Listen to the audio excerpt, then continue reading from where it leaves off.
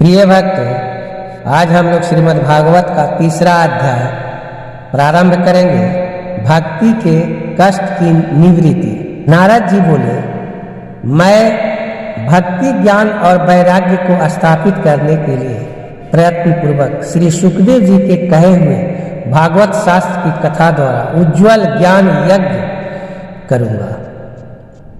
यह यज्ञ मुझे कहाँ करना चाहिए, आप इसके लिए कोई स्थान बता दीजिए। आप लोग वेद के पारगामी हैं, इसलिए मुझे इस सुख शास्त्र की महिमा सुनाइए। यह भी बताइए कि श्रीमद् भागवत की कथा कितने दिनों में सुनानी चाहिए और उसके सुनने की विधि क्या है। शनकादि बोले, नारद जी आप बड़े विनीत और विवेकी हैं, सुनिए हम आपको ये सब बातें बताते हैं।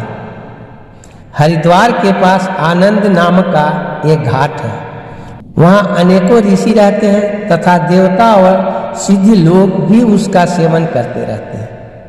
भांति भांति के वृक्ष और लताओं के कारण वह बड़ा सघन है और वहाँ बड़ी कोमल नवीन बालू बिछी हुई है। वह घाट बड़ा ही सुरमय और एकांत प्रदेश में है। वहाँ हर समय सुनहले कमलों की सुगंध आया करती है। उसके आसपास रहने वाले सिंह, हाथी आदि परस्पर विरोधी जीवों के चित्तों में भी बैर भाव नहीं है।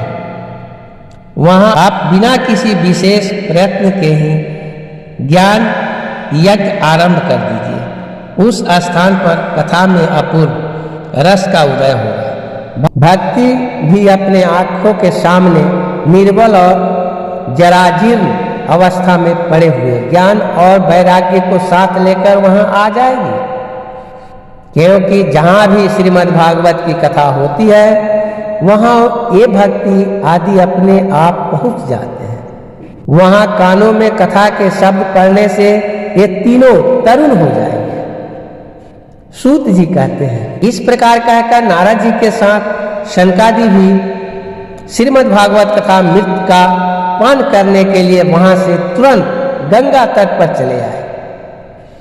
जिस समय वे तट पर पहुंचे, भूलों के देवलोक और ब्रह्मलोक सभी जगह इस कथा का हल्ला हो गया।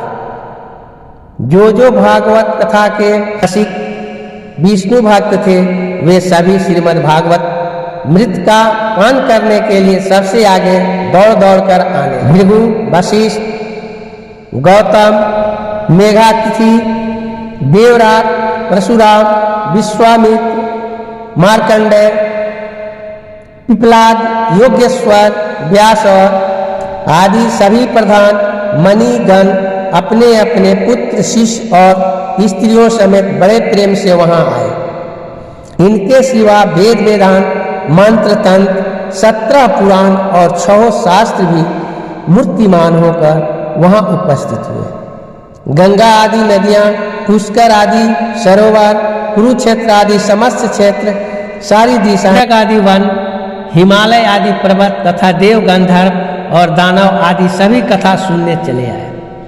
जो लोग अपने गौरव के कारण नहीं आए, महर्षि भृगु ने समझा बुझा कर ले आए। तब कथा सुनने के लिए दीक्षित होकर श्री कृष्ण परायण शनकादि नारद जी के दिए हुए श्रेष्ठ आसन पर विराजमान हुए। उस समय सभी श्रोताओं ने उनकी वंदना की।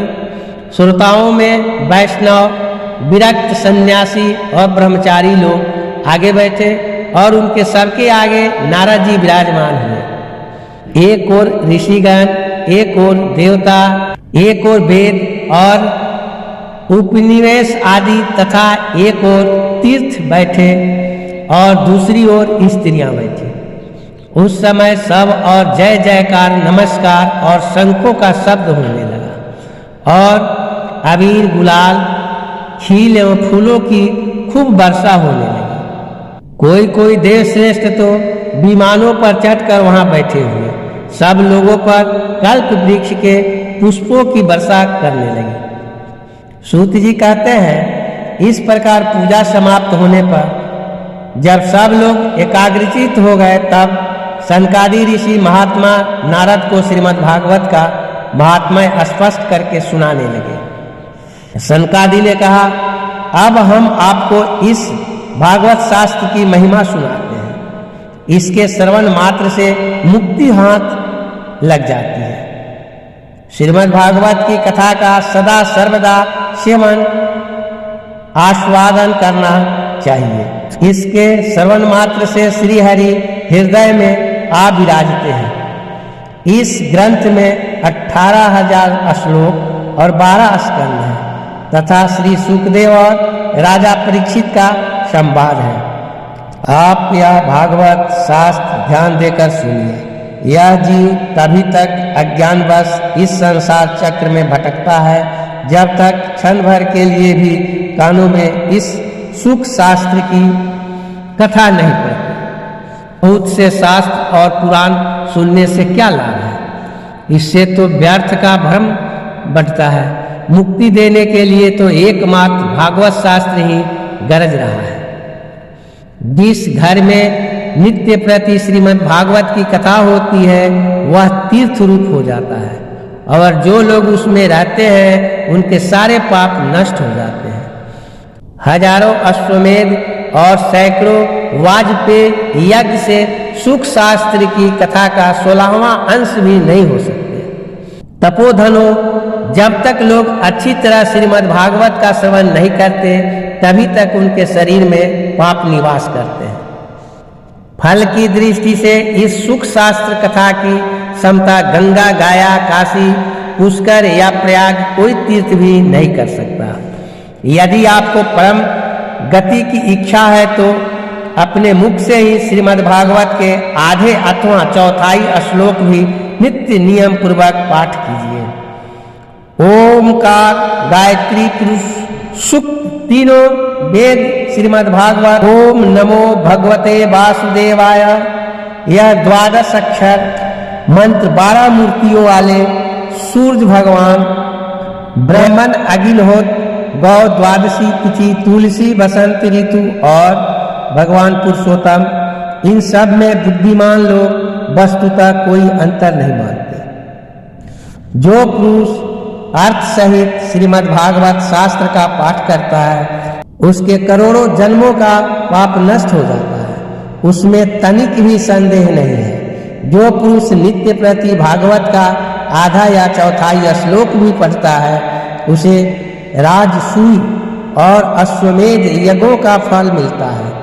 नित्य भागवत का पाठ करना, भगवान का चिंतन करना, तुलसी को सींचना और गौ की सेवा करना, ये चारों समान है। जो पुरुष अंत समय में श्रीमद् भागवत का वाक्य सुन लेता है उस पर प्रसन्न होकर भगवान उसे वैकुंठ देते हैं। जो पुरुष इसे सोने के सिंहासन पर रखकर विष्णु भक्त को दान करता है वह अवश्य ही भगवान का सायुज्य प्राप्त करता है। जिस दुष्ट ने अपनी सारी आयु में चिंता को एकाग्र करके श्रीमद् भागवत मृत का थोड़ा सा भी रसास्वादन नहीं किया उसने तो अपना सारा जन्म चांडाल और गधे के समान व्यर्थ ही गवा दिया। वह तो अपनी माता को प्रसव पीड़ा पहुंचाने के लिए ही उत्पन्न हुआ है। जिसने इस सुख शास्त्र के थोड़े से भी वचन नहीं सुने वह पापात्मा तो जीता हुआ ही मुर्दे के समान है। पृथ्वी के भार स्वरूप उस पशु तुल्य मनुष्य को धिक्कार है। यो स्वर्ग लोक में देवताओं में प्रधान इंद्रादि कहा करते हैं। संसार में श्रीमद् भागवत की कथा का मिलना अवश्य ही कठिन है। जब करोड़ों जन्मों का पुण्य होता है तभी इसकी प्राप्ति होती है। नारद जी, आप बड़े ही बुद्धिमान और योग निधि हैं। आप प्रयत्न पूर्वक कथा का श्रवण कीजिए। इसे सुनने के लिए दिनों का कोई नियम नहीं है। इसे तो सर्वदा ही सुना जा सकता है। इसे सत्य भाषण और ब्रह्मचर्य पालन पूर्वक सर्वदा ही सुनना श्रेष्ठ माना गया है। किंतु कलयुग में ऐसा होना कठिन है। इसलिए इसकी सुखदेव जी ने जो विशेष विधि बताई है वह जान लेनी चाहिए। कलयुग में बहुत दिनों तक चिंतक की वृत्तियों को बस में रखना, नियमों में बंधे रहना और किसी पुण्य कार्य के लिए दीक्षित रहना कठिन है। इसलिए सप्ताह श्रवण की विधि है। श्रद्धा पूर्वक कभी भी श्रवण करने से अथवा माघ मास में श्रवण करने से जो फल होता है वही फल श्री सुखदेव जी ने सप्ताह श्रवण में निर्धारित किया। मन के असंयम, रोगों की बहुलता और आयु की अल्पता के कारण तथा कलयुग में अनेकों दोषों की संभावना से ही सप्ताह श्रवण का विधान किया गया है। जो फल तप, योग और समाधि से भी प्राप्त नहीं हो सकता वह स्वर्ग रूप में सप्ताह श्रवण से सहज में ही मिल जाता है। सप्ताह श्रवण यज्ञ से बढ़कर है, व्रत से बढ़कर है, तप से कहीं बढ़कर है। तीर्थ सेवन से तो सदा ही बड़ा है, योग से बढ़कर है, यहाँ तक कि ध्यान और ज्ञान से भी बढ़कर है। इसकी विशेषता का कहाँ तक वर्णन करें, यह तो सभी से बढ़ चढ़कर है। उनका जी ने पूछा, सूत जी यह तो आपने बड़े आश्चर्य की बात कही। अवश्य ही यह भागवत पुराण योग वेता ब्रह्मा जी के भी आदिकरण श्री नारायण का निरूपण करता है, परंतु यह मोक्ष की प्राप्ति में ज्ञान आदि सभी साधनों का तिरस्कार करके इस युग में उनसे भी कैसे आगे बढ़ गया। सूत जी ने कहा, शौनका जी, जब भगवान श्री कृष्ण इस धारा धाम को छोड़कर अपने नित्य धाम को जाने लगे तब उनके मुख्य वृंद से एकादश स्कंध का ज्ञानोपदेश सुनकर भी उद्धव जी ने पूछा।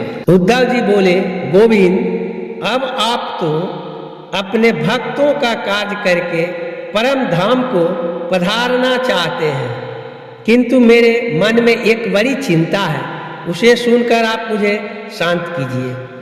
अब घोर कली काल आया ही समझिए, इसलिए संसार में फिर अनेकों दुष्ट प्रकट हो जाएंगे। उनके संसर्ग से जब अनेकों सत्पुरुष भी उग्र प्रकृति के हो जाएंगे तब उनके भार से दबकर यह गोरूपनी पृथ्वी किसकी शरण में जाएगी। कमल नयन, मुझे तो आपको छोड़कर इसकी रक्षा करने वाला कोई दूसरा नहीं दिखाई देता, इसलिए भक्त वत्सल आप साधुओं पर कृपा करके यहाँ से मत जाइए। भगवान आपके निराकार और चिन्ह मात्र होकर भी भक्तों के लिए ही तो यह सगुण रूप धारण किया है, फिर भला आपका वियोग होने पर वे भक्तजन पृथ्वी पर कैसे रह सकेंगे। निर्गुण पासना में तो बड़ा कष्ट है, इसलिए कुछ और विचार कीजिए। प्रभास क्षेत्र में उद्धव जी के ये वचन सुनकर भगवान सोचने लगे कि भक्तों के अवलंब के लिए मुझे क्या व्यवस्था करनी चाहिए। शौनका जी, तब भगवान ने अपनी सारी शक्ति भागवत में रख दी। वे अंतर्ध्यान होकर इस भागवत समुद्र में प्रवेश कर गए, इसलिए यह भगवान की साक्षात शब्दमयी मूर्ति है। इसके सेवन, श्रवण, पाठ अथवा दर्शन से ही मनुष्य के सारे पाप नष्ट हो जाते हैं। इसी से इसका सप्ताह श्रवण सबसे बढ़कर माना गया है, और कलयुग में तो अन्य सब साधनों को छोड़कर यही प्रधान धर्म बताया गया है। कली काल में यही ऐसा धर्म है जो दुख, दरिद्रता, दुर्भाग्य और पापों की सफाई कर देता है तथा काम, क्रोध आदि शत्रुओं पर विजय दिलाता है। अन्यथा भगवान की इस माया से पीछा छुड़ाना देवताओं के लिए भी कठिन है। मनुष्य तो इसे छोड़ ही कैसे सकते हैं, अतः इससे छूटने के लिए भी सप्ताह श्रवण का विधान किया गया है। सूत जी बोले, शौनका जी, जिस समय सनकादि मुनीश्वर इस प्रकार सप्ताह श्रवण की महिमा का बखान कर रहे थे, उस सभा में एक बड़ा आश्चर्य हुआ। उसे मैं तुम्हें बतलाता हूँ, सुनो। वह तरुण अवस्था को प्राप्त होते हुए अपने दोनों पुत्रों के साथ लिए विशुद्ध प्रेम रूप भक्ति बार बार श्री कृष्ण गोविंद हरे मुरारी, हे नाथ नारायण वासुदेवाय आदि उच्चारण करती हुई अकस्मात प्रकट हो गए। सदस्यों ने देखा कि परम सुंदरी भक्त रानी भागवत के अर्थों का आभूषण रहने वहां पधारी। मुनियों की उस समय सभा में सभी यह तर्क वितर्क करने लगे कि ये यहाँ कैसे आई, कैसे प्रविष्ट हुई। तब सनकादि ने कहा, हे भक्ति देवी, अभी अभी कथा के अर्थ से निकली है। उनके ये वचन सुनकर भक्ति ने अपने पुत्रों समेत अत्यंत विनम्र होकर संत कुमार जी से कहा। भक्ति बोली, मैं कलयुग में नष्ट प्राय हो गई थी। अपने कथामृत से सींचकर मुझे फिर पुष्ट कर दिया। अब आप यह बताइए कि मैं कहाँ रहूं। यह सुनकर सनकादि ने उससे कहा, तुम भक्तों को भगवान के स्वरूप प्रदान करने वाली, अनन्या प्रेम का संपादन करने वाली और संसार रोगों को निर्मूल करने वाली हो। अतः तुम धैर्य धारण करके नित्य निरंतर विष्णु भक्तों के हृदय में ही निवास करो। एक कलयुग के दोष भले ही सारे संसार पर अपना प्रभाव डाले, किंतु वहां तुम पर इनकी दृष्टि भी नहीं पड़ सकेगी। इस प्रकार उनकी आज्ञा पाते ही भक्ति तुरंत भागवत भक्तों के हृदय में जा विराजी। जिनके हृदय में एकमात्र श्री हरि की भक्ति निवास करती है, वे त्रिलोकों में अत्यंत निर्धन होने पर भी परम धन्य, क्योंकि इस भक्ति की डोरी से बंधकर तो साक्षात भगवान भी अपना परम धाम छोड़कर उनके हृदय में आकर बस जाते हैं। भूलो कर्म, यह भागवत साक्षात परम ब्रह्मा का विग्रह है। हम इसकी महिमा कहाँ तक वर्णन करें। इसका आश्चर्य लेकर उससे सुनने से तो सुनने और सुनाने वाले दोनों को ही भगवान श्री कृष्ण की कृपा प्राप्त हो जाती है। जय श्री कृष्ण। तीसरा अध्याय यहीं पर समाप्त किया जाता है और चौथा अध्याय दूसरे दिन प्रारंभ किया जाएगा। अगर यह वीडियो आप लोगों को पसंद आया हो तो इस चैनल को सब्सक्राइब करें, लाइक करें और सारे लोगों में शेयर करें। जय श्री कृष्ण।